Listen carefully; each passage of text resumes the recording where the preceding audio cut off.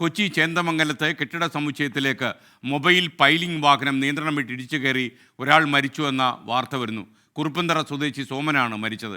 ഇന്ന് പുലർച്ചെയാണ് അപകടം ഉണ്ടായത്. വ്യാപാര സ്ഥാപനങ്ങൾ തകർന്നുപോയെന്നും ഈ വിഷ്ണു സുരേഷൻ റിപ്പോർട്ടിൽ പറയുന്നു. വിഷ്ണു നമുക്കൊപ്പം ടെലിഫോൺ ലൈനിൽ ചേരുന്നു.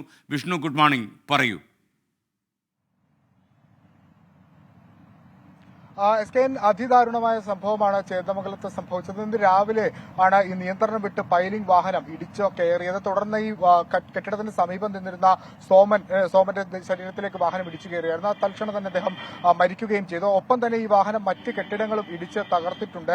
നിയന്ത്രണം വിട്ടുപോയതാണ്, അതായത് ഡ്രൈവർക്ക് ഉറക്കം സംഭവിച്ചു എന്നുള്ളതാണ് പ്രാഥമികമായി ലഭിക്കുന്ന വിവരം. കഴിഞ്ഞ കുറച്ച് ദിവസങ്ങളായി ഈ എറണാകുളം ജില്ലയിൽ ഇത്തരത്തിലുള്ള അപകടങ്ങൾ, റോഡുമായി ബന്ധപ്പെട്ടുള്ള അപകടങ്ങൾ വർദ്ധിച്ചു വരുന്നു എന്നുള്ളതും ഒരു ആശങ്ക ഉളവാക്കുന്ന കാര്യമാണ്. Okay, thank you. നമുക്കൊപ്പം ചേർന്ന വിഷ്ണു സുരേഷാണ്.